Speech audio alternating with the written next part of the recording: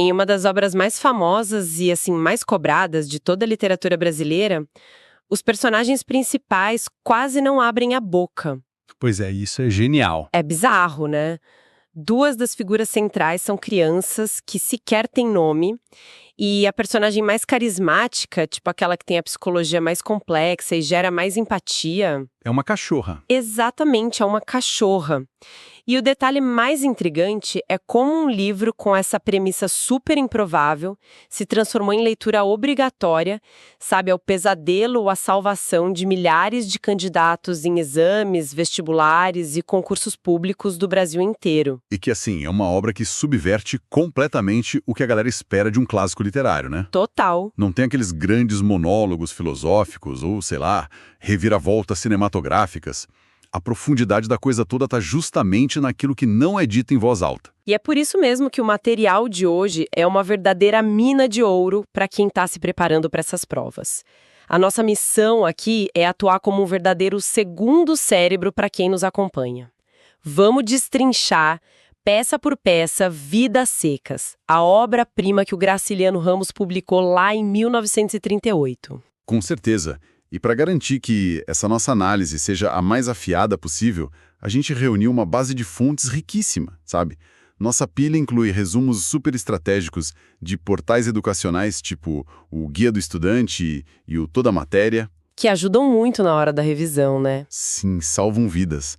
Além disso, pegamos o verbete detalhado da Wikipedia, análises de diversos professores no YouTube que são focados em vestibulares e, claro, trechos diretos da edição original do livro.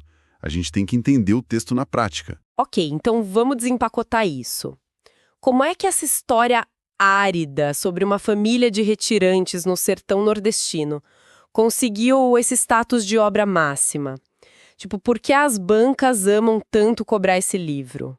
Bom, o primeiro passo para pegar a visão do livro é olhar para o momento histórico em que ele nasceu. O Graciliano Ramos escreveu Vidas Secas num período bem turbulento. Era Vargas, certo? Isso. Ele tinha acabado de sair de um período de quase um ano na prisão. Ele foi encarcerado durante o governo do Getúlio Vargas por suspeita de ligação com a intentona comunista de 1935. Ah, um momento político super tenso. Muito tenso. E as fontes históricas, junto com os críticos literários, apontam que a ideologia marxista do autor influenciou fortemente a lente através da qual ele construiu a crítica social do livro. O foco dele cai muito sobre a desigualdade brutal, a estrutura opressiva do latifúndio e, bom, a exploração daquele trabalhador sem instrução. E aqui vale um aviso super importante, né? A nossa função hoje é estritamente analítica e literária. Exatamente. O objetivo é entender como essas visões do autor moldaram a estrutura e a denúncia social do livro. Porque é exatamente isso que a banca examinadora vai cobrar na questão de múltipla escolha ou na redação. Não estamos aqui para tomar partido político nenhum. O lance é decodificar o material, entender a intenção do autor na época e transformar isso em acertos na prova. Perfeitamente. E para decodificar Vidas Secas de verdade, a gente precisa primeiro entender a arquitetura da obra. O livro é considerado o grande auge do que a gente chama de romance de 30. Ah, a famosa geração de 30, né? A segunda fase do modernismo, onde a literatura resolveu olhar para o Brasil real, sem filtro. Exato. É uma literatura regionalista.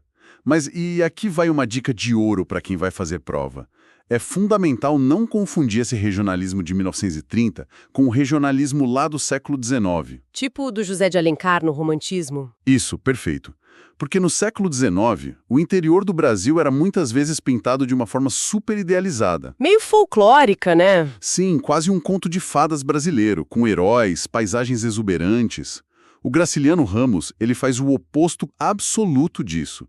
Não tem nada de romântico na caatinga dele. É seco de verdade. Muito seco. É uma denúncia crua, realista e implacável da fome, da miséria e das mazelas.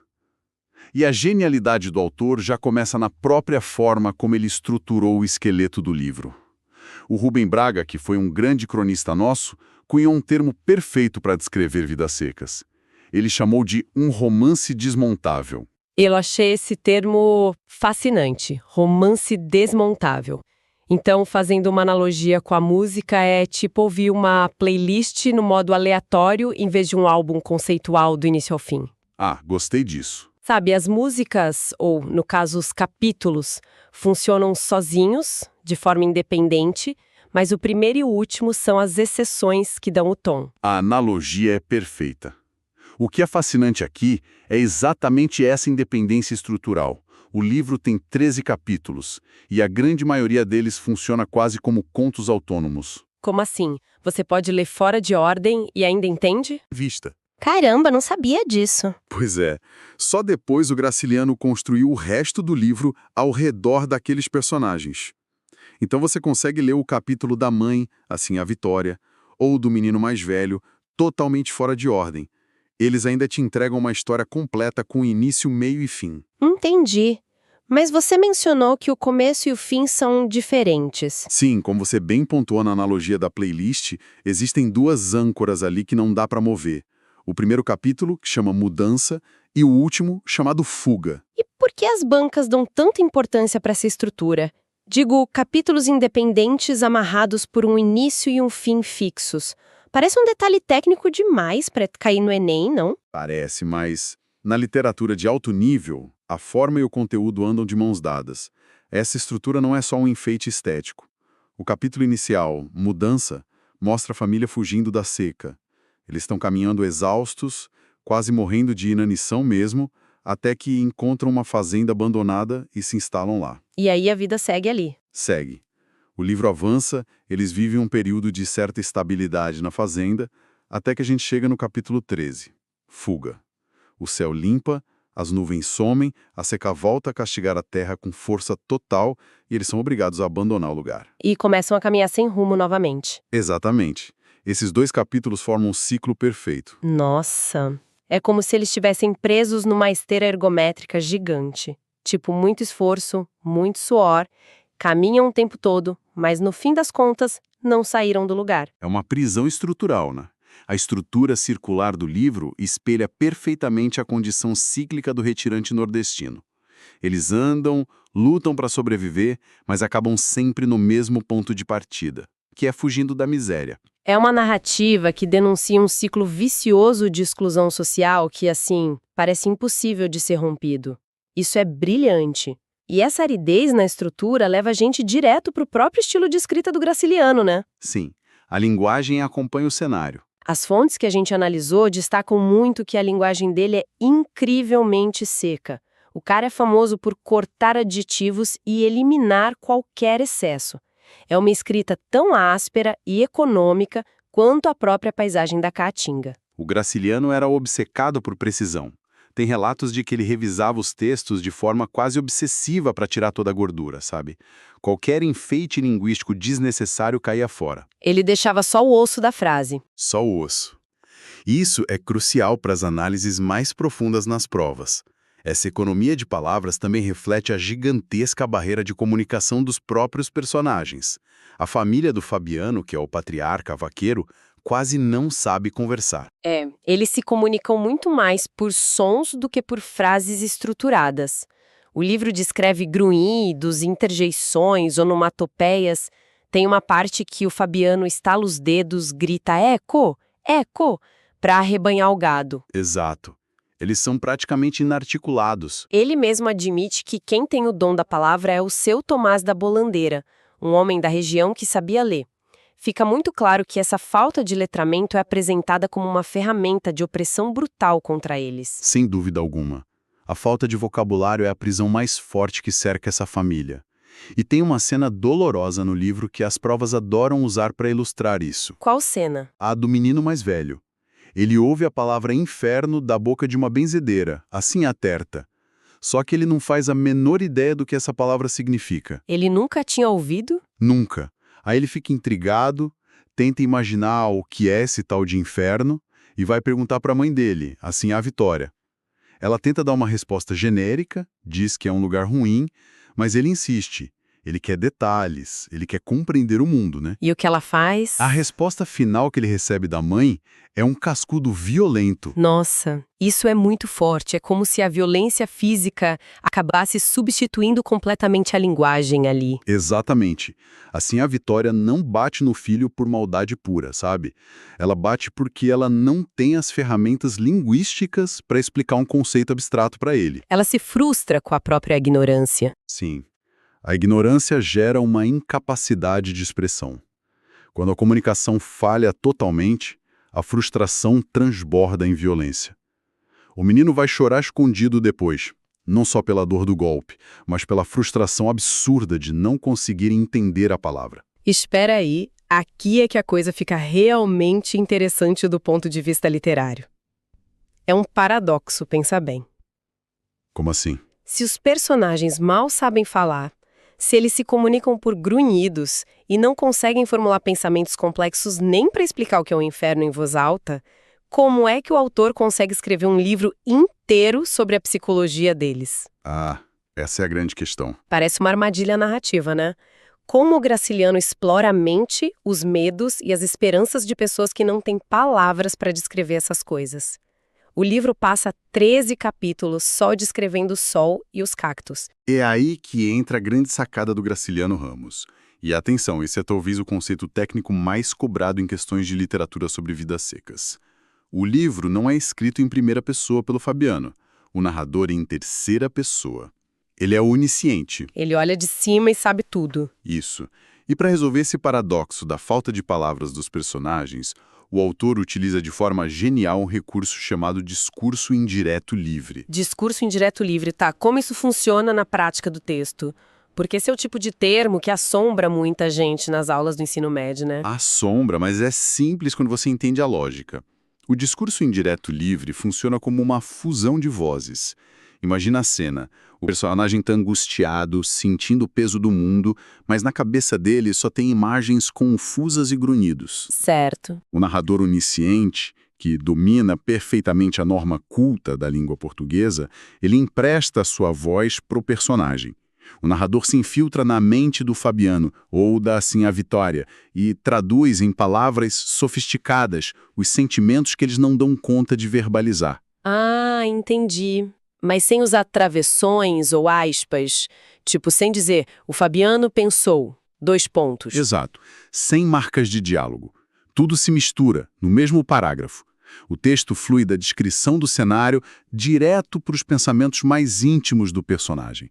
O narrador pode estar ali descrevendo o chão rachado e, na mesmíssima frase, já entra na mente do Fabiano, mostrando a revolta dele contra a injustiça do patrão. Usando o vocabulário culto do narrador, mas com a perspectiva do personagem. Perfeito. Essa técnica é revolucionária porque concede densidade psicológica, alma e voz a indivíduos que são totalmente invisibilizados pela sociedade. Ele prova que, mesmo sem saber falar direito, aquelas pessoas sentem de uma forma absurdamente complexa. É quase como se o narrador fosse um tradutor simultâneo da alma daquela família, né? Uma ótima definição. E é tão genial que o narrador usa esse mesmo recurso, o discurso indireto livre, para entrar até na mente da cachorra, o que leva a gente direto para um dos eixos mais marcantes e cobrados em prova sobre essa obra, a animalização dos humanos em contraste com a humanização dos animais. Nossa, essa inversão de papéis é brutal e aparece o tempo todo. O Fabiano frequentemente se refere a si mesmo como um bicho. Ele fica repetindo para si mesmo: você é um bicho, Fabiano. E ele se sente inferior por isso. O mais trágico é que ele quase sente orgulho, sabe? Para ele, ser bicho é a única vantagem que ele tem, porque é o que permite que ele sobreviva àquele ambiente horrível, aguentando sol escaldante, fome e trabalho braçal. Ele acha que, se fosse civilizado demais, não aguentaria a caatinga. Faz sentido na lógica de sobrevivência dele. E as próprias crianças, como a gente falou na introdução, sequer recebem nomes próprios, né? São tratadas do início ao fim só como menino mais velho e menino mais novo. O que é um processo claro de desumanização. É o cúmulo da coisificação. Para nós, na sociedade civil, o nome é o traço mais básico da nossa identidade. Quando tira o nome, tira a individualidade. A sobrevivência é tão urgente ali que ter uma identidade vira um luxo que eles não podem pagar. É o ser humano reduzido a coisas por causa da fome. Quem tenta resistir um pouco a isso, de forma mais concreta, é assim a Vitória, a esposa do Fabiano. Mente mais astuta.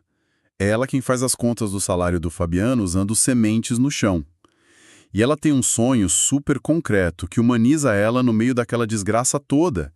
Ela quer muito uma cama de lastro de couro. Uma cama igual do seu Tomás da Bolandeira. Porque eles dormem em uma cama de varas, né? De galhos secos. Isso. Aí a cama de varas machuca o corpo, é uma tortura à noite. Dormir no couro, para Sinhá Vitória, não é só ter uma cama macia. É um símbolo de ascensão à condição humana, de sair da condição de animal que dorme no chão duro.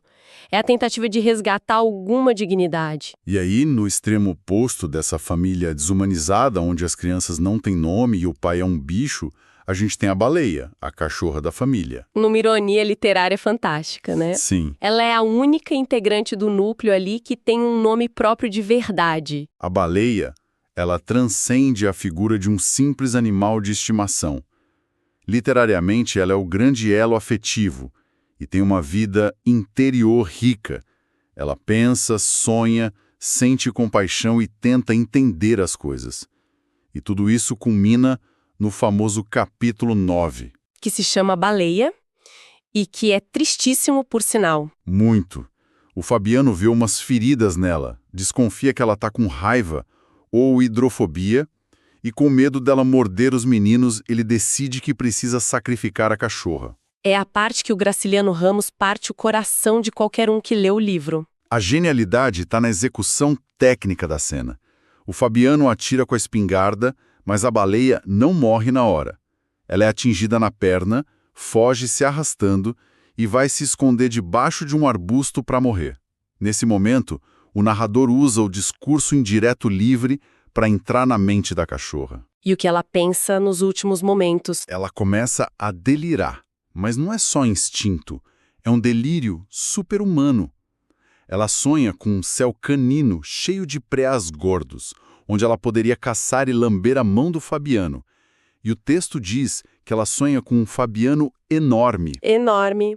Como assim? Ela quer ver o dono dela forte, grandioso e protetor. E não aquele homem raquítico e destruído pela seca que acabou de atirar nela. Nossa, isso arrepia.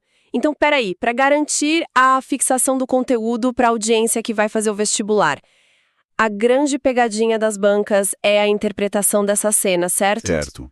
O que eles querem que o candidato perceba não é que a cachorra foi elevada à humana magicamente, mas que a miséria rebaixou os humanos à condição animal, a ponto da cachorra parecer o ser mais humano da casa. Uma leitura irretocável.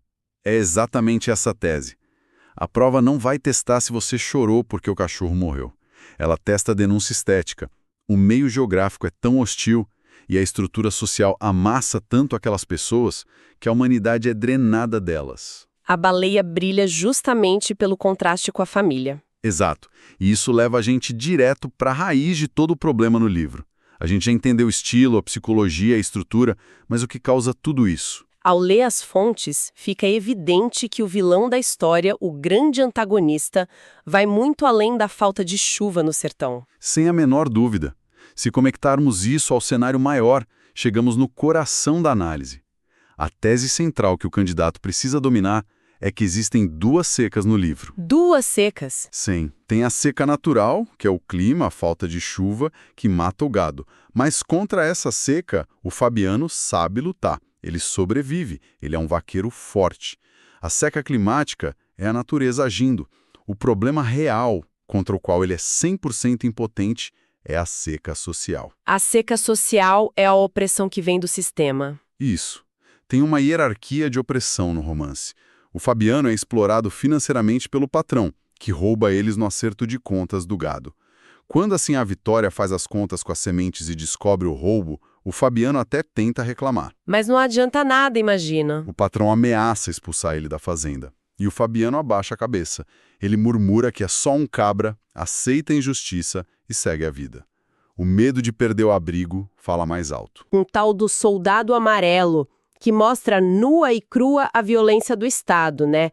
O Fabiano vai para a cidade, tenta jogar baralho e esse soldado começa a provocar ele, pisa no pé dele de propósito. Uma provocação barata. Sim, e como o Fabiano não sabe argumentar com palavras, ele se desespera, levanta a voz e acaba preso de forma injusta. E ainda apanha na cadeia. Uma humilhação total. Uma humilhação que reverbera mais tarde. Num capítulo muito tenso, o Fabiano está no mato, no território dele, e encontra justamente esse soldado amarelo. Que tá perdido, né? Perdido na caatinga, tremendo de medo, fraco, e o Fabiano tá com um facão na mão. Ele tem a força física e a vantagem do ambiente para se vingar ali mesmo. Mas ele não ataca. Ele aponta o caminho pro soldado ir embora. Por que um cara forte que se diz um bicho deixa passar a chance de vingança? Porque na cabeça do Fabiano, aquele soldado não é só um homem. Ele representa o governo, representa o Estado, a lei. O Fabiano entende que, se matar o soldado, ele estaria comprando briga com uma força invisível e invencível. O sistema ia esmagar a família dele. Ele não recua por covardia. Ele recua porque entende que o sistema não foi feito para proteger gente como ele. A ignorância e a falta de letramento são as verdadeiras prisões da família. Perfeito. A maior arma contra eles é a burocracia, não só. Fica nítido. As fontes mostram que ele morre de medo das palavras compridas da cidade, porque acha elas perigosas. Ele sabe que é com a linguagem formal que os donos de terra e os fiscais passam a perna nele. Totalmente. Eles vão para a cidade no Natal de sapato apertado, pisando torto, parecendo papagaio. Vítimas totais da seca social. Então, para a galera que está anotando os pontos essenciais, o que tudo isso significa, Graciliano Ramos fez um romance regionalista em 38, árido e desmontável. Capítulos cíclicos que mostram a armadilha da miséria. Ele usa o discurso indireto livre para denunciar a animalização humana e como não dominar a linguagem é uma forma de opressão estrutural, a verdadeira seca social. Uma síntese brilhante, pronta para cair na redação. E para a gente fechar com uma reflexão provocativa, baseada nesse fim cíclico do livro, onde eles caminham para o sul sonhando com escolas para as crianças, fica a pergunta para quem nos escuta. O livro é de quase um século atrás, mas hoje olhando para a multidão marginalizada nas metrópoles, que não tem acesso a uma educação que transforma, ou ao letramento adequado. Será que essa seca social do Graciliano Ramos acabou, ou ela só mudou de cenário e continua produzindo novos Fabianos todos os dias? Uma baita tese de redação. Bom, e com essa reflexão pesada, a gente encerra o mergulho de hoje. Espero que a nossa discussão tenha sido um super segundo cérebro para vocês. Desejamos bons estudos, gabaritos cheios e a gente se vê na próxima. Valeu, pessoal. Bons estudos.